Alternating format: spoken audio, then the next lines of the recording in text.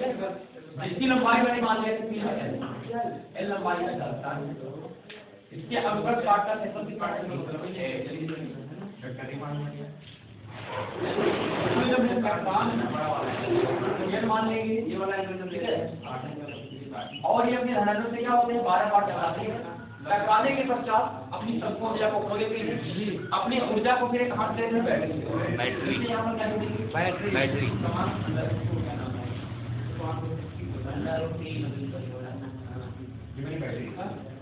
इस बैटरी का विभवांतर क्या है, V वोल्ट। ठीक है। ये जो बैटरी जोड़ा गया है इससे पहले क्या करता है बताओ, क्योंकि चालक तार के भीतर वैद्युत क्षेत्र जाएगा, क्या करता है, यही वैद्युत क्षेत्र क्या करता है, प्रत्येक मुद्रा दूसरे ट्रांसफर एक बड़ा करता है।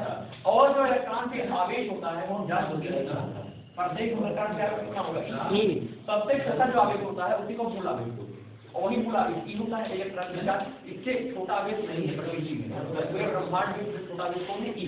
वही पे मान कितना होता है 1.6 गुणे 10 पावर माइनस 12। तो ये याद रखिए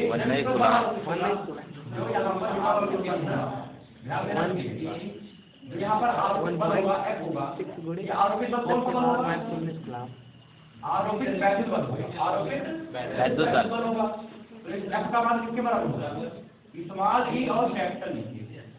समझ में आती, क्योंकि ये क्या F बराबर आप क्या पढ़ोगे, F बराबर आप पढ़ा गया है E/Q पहले चैप्टर में। तो यहाँ पर कैपिटल तो वैसे लिखता है, लेकिन यहाँ पर आवेश है वो मूल ही आवेश है, तो स्मॉल ही कैपिटल नहीं आ जाएगा। ये आपको इतना समझ में आएगी।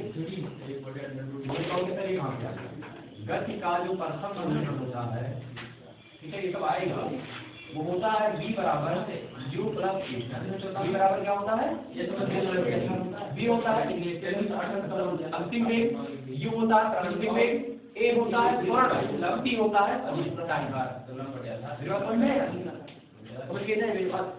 तो अब यहाँ उदाहरण डालेंगे। सबसे पहले यहाँ पर लिखेंगे चालक तार की डायरेक्ट चालक तार की ठीक, यहाँ दिशा के ज्ञात हो गया और इसका बीसी का चालक तार के लिए बीसी बराबर क्या लगाया गया, 20 वोल्ट की बैटरी लगाएंगे। क्या किया गया है, नीचे वैसे नीचे 20 वोल्ट बैटरी ऐसे भी किया गया है। इसका बैटरी लगाने पर ये इसके बाद ये क्या नाम है, एक ही रहेगा तार के मध्य अतिरिक्त ना दे अंदर से नाम ले लो, उत्पन्न वैद्युत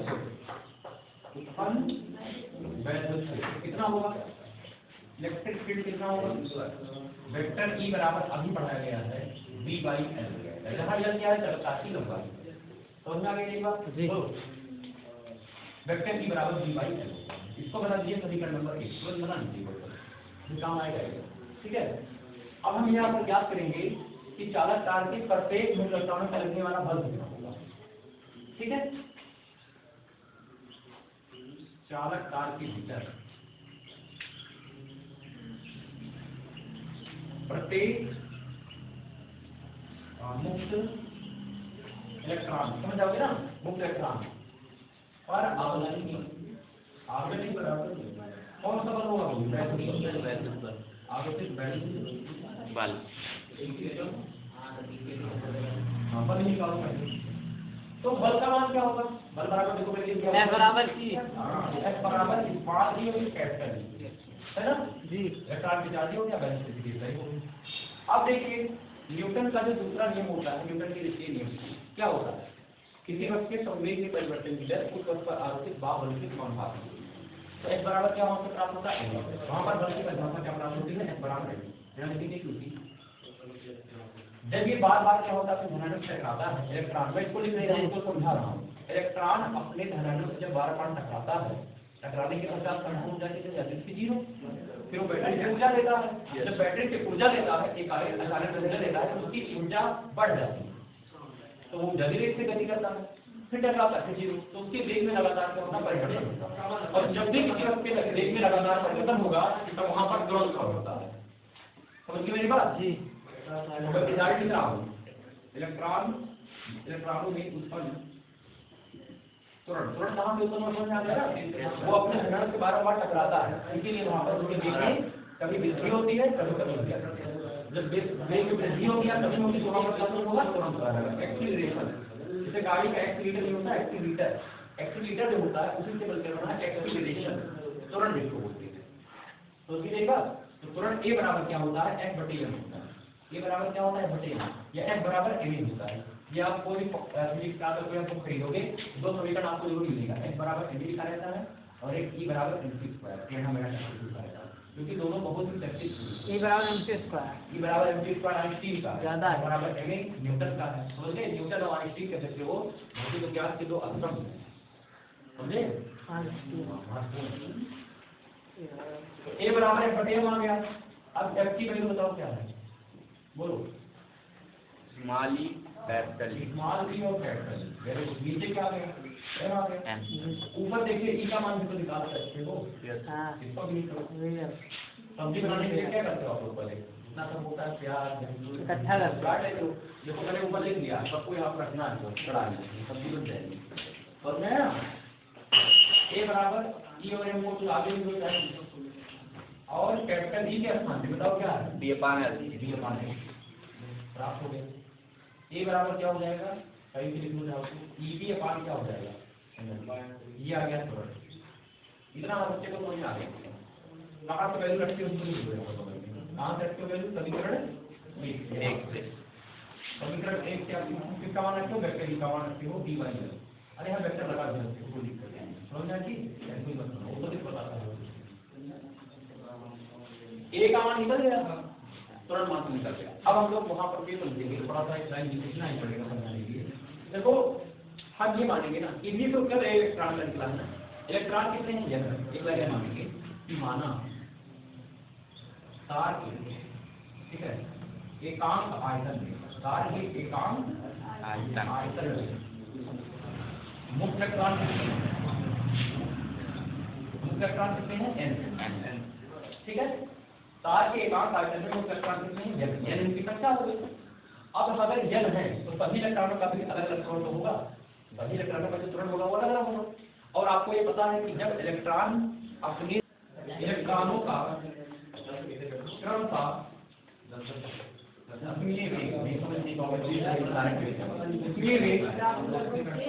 क्रम का क्या मानेंगे, अगर U1 U2 U3 ठीक है, पहले प्लस V2 है प्लस V3 है plus V4 dot dot dot, यही चीजें लगा गया है। जैसे आज वैसे इसको भी लिख सकते हो, कितने इलेक्ट्रॉन है, इलेक्ट्रॉन कितने हैं, प्रदर्शन एक बार समझ आई, ध्यान दीजिए ना,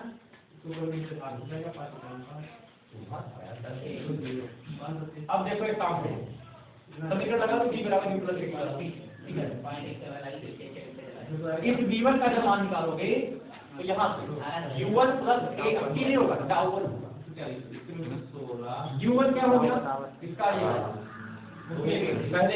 पहले इलेक्ट्रॉन के निकाल लेना, u1 हो जाएगा प्लस a हो जाएगा, उसका पहला का जो क्रांतिकाल होगा यहाँ पर u1 है, यहाँ क्रांतिकाल क्या है, डाउ1 तो जाएगा ये एक काम। ऐसे v2 का निकालोगे तो यहाँ पे कितना कर सकते हैं, u2 तुरंत वही रहेगा, तुरंत वही रहेगा, लेकिन जो t है वहाँ पर t है, आठ क्या होगा, v3 का मान क्या होगा, v3 का मान निकालोगे u3 क्या लिखेंगे, u3 प्लस a लिखेंगे, लेकिन t क्या था, दोनों से ये आ गया। डॉट डॉट लास्ट वाला क्या होगा, लास्ट में क्या होगा, यूएन पूरा तो लिख नहीं पाएंगे, यूएन प्लस ए लास्ट में डाउन, इतना हो जाएगा। तो समझ में एक बात आई है, तो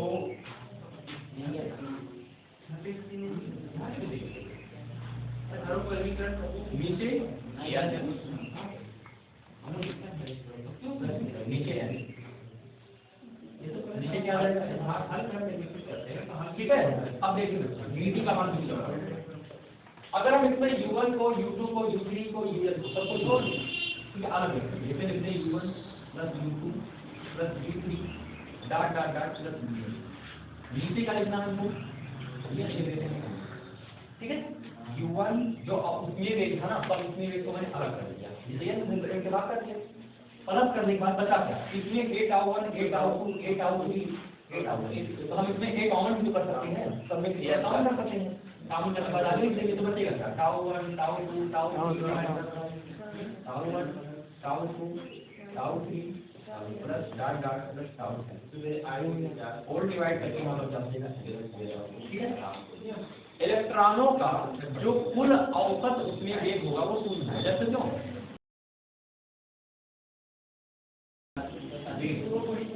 कितना होगा बराबर 0 और व्यक्ति ने सोचा तो प्लस बचेगा।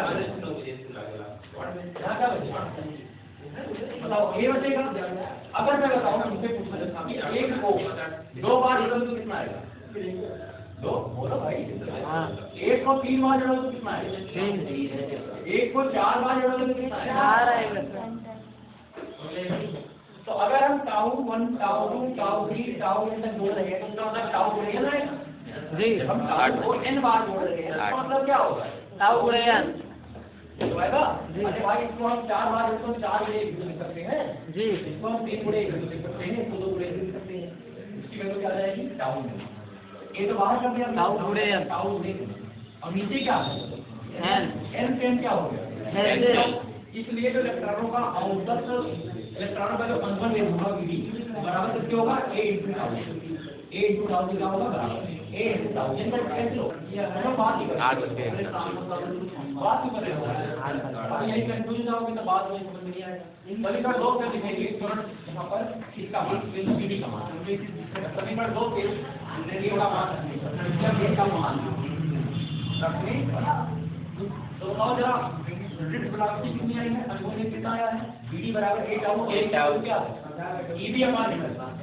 a की वैल्यू क्या है? इसलिए eb मान निकलता है। सबको वैल्यू eb रखो नीचे का वैल्यू और यहाँ बचा क्या? टाउ टाउ ये टाउ मिलेगा टाउ भी मिलेगा। इसको हम क्या लिख सकते हैं? ये जो e बराबर हो जाएगा e टाउ। अब आप ऐसा काम करो टाउ को पहले तो बात करें।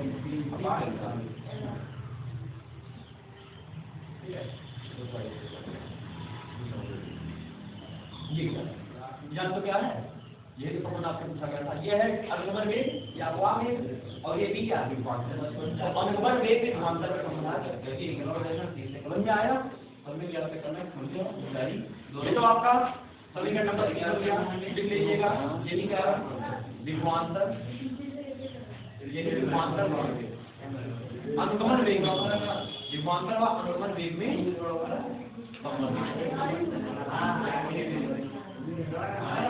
ठीक है, समझ आया? अब देखिए छुट्टी से आगे अगर हम बी भाजन को पढ़े आगे टाइम हो गया बस हम एक लाइन और बस बी भाजन का क्या होगा?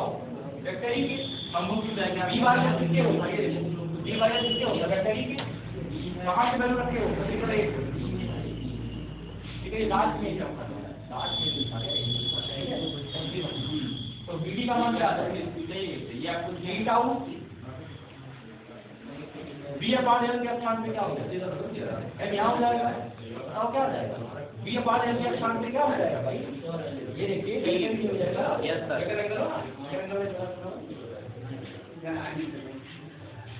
यह लिख लीजिएगा या अनुगमन वेग और वेलोसिटी की तीव्रता भी ले लो।